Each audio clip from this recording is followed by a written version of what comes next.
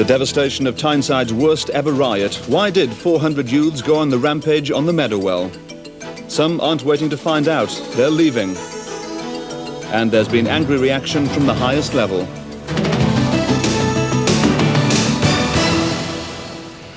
Good evening. Tonight, Tyneside is trying to come to terms with its worst ever night of violence. The miracle is that no one was badly hurt, but the damage is appalling. 2 roads were blocked off by rioters as the looting and burning went on. It was a community which turned on itself, burning down its school, youth centre and shops. Today, the youth club had to be demolished. The health clinic was the only public building to be spared the firebombs. Many have had enough. They're moving out. But why did it happen? People on the Meadow Well and the graffiti left after last night suggest it's because of hostility between ram raiders and detectives. Did the deaths of Dale Robson and Colin Atkins at the weekend trigger off the riots? Their stolen car burst into flames after hitting a lamppost during a police chase. We'll be hoping to answer that question in a moment. But first, Maria Coyle reports on last night's violence. At 9:30 last night, the rioting started. Fires broke out. Collingwood Youth Club in Waterville Road and an electric substation were targeted. A police helicopter was brought in to monitor the situation. Just after 10:30, around 300 youths were rioting in Avon Avenue, where a house was set alight. Police and fire officers were pelted with stones and a factory was set on fire. I was absolutely devastated when I arrived. The whole roof was alight, and I would say that the entire stock of the warehouse is lost. By 2 a.m, 200 police officers moved in with dogs and riot gear. The rioters quickly dispersed. We've gone in forcefully and determinedly to retake the area. We haven't gone in aggressively, but in a forceful way which would ensure the minimum of risk to other people living in that area. By dawn, the full extent of the devastation could clearly be seen. Broken glass and rubble, looted business premises which had then been set alight. At a chip shop, its owner returned after being forced to flee in terror. You know, there was rumors they're going to throw petrol pumps and everything like that, you know. And I had to run away, you know, for the sake of my life. And when we came back about 1:30, everything was inferno, burnt. I've got nothing left. I have to start from the scratch.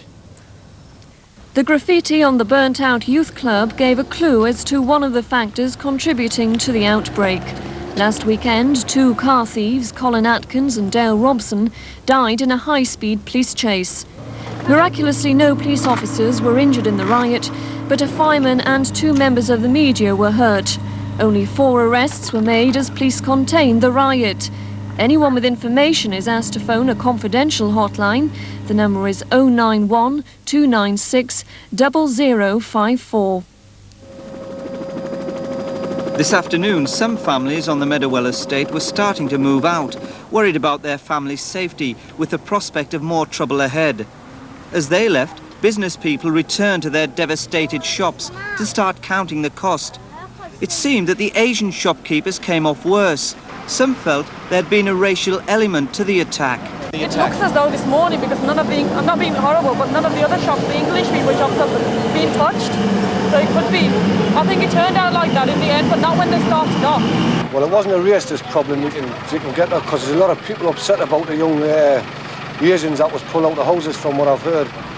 British Telecom engineers moved in to remove a telephone pole which had been used as a barricade and restore lines. Council workmen did what they could to repair the shop fronts. The stocks had either been taken or destroyed. The graffiti remained, which suggested the deaths of the 2 young car thieves had led to the trouble.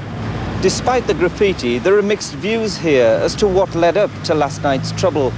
Some argue that the young men's deaths were a mere trigger and that the situation had been at boiling point for perhaps weeks, even months. Mr. Mick Robson, father of one of the car victims, was too distressed to be interviewed, but angry that his son's death had been used as an excuse for the violence. They're trying to say it's because of these 2 bins that got killed, you know. But I think it's been boiling up for a long time. And I think this has just been an excuse for them to start it all off. I've been in the parish now for over a year, and there has been word that something was in the offing. but that's been on the cards for a year at least. Staff at the estate's health clinic were struggling to reopen this afternoon after it was firebombed. They believe a minority of people, including outsiders, were responsible because local people value this resource highly. I know that it's not the majority of the people on Meadow Well estate who are responsible for this. Our health visitors here visit these families and they know these families very well. The graffiti still left on the health clinic wall warns of much worse to come. For people who work and live on the Meadow Well estate, this is also a warning of how serious the situation is. There aren't any jobs, there aren't any centre, there's no community centre here, there's no provision of services, and a lot of that has been taken away because of things like poll tax capping and the like. Hopelessness. Tonight, as the residents on the Meadow Well estate become encircled by police and media attention again, they'll be at least hoping for a positive future out of a dismal past and present. Residents who still live on Meadow Well have seen it steadily decline and the community fall apart. Today they were too frightened to talk for fear of being singled out. This estate's been like this now for 15 years, you know, maybe more. But there's a lot of hard work and decent people living in here. You've just got to go on No Seals Fish Creek to see that. They're up at 4 o'clock in the morning, so many people that live on this estate and make a living. But there's a lot of people, if you live on a Meadow Well, you can't get EHP anything. You go in the shops in Newcastle, I live on the Meadow Well, you can't get nothing. Meadow Well is a bleak place. 1 in 4 houses are boarded up, burglaries are commonplace, and in some parts unemployment is up to 80%. Few people have a car, but many homes have satellite TV, which they say is a cheaper form of entertainment than going out at night. North Tyneside Council has spent £18 million in the last 20 years on projects to improve the quality of life for residents.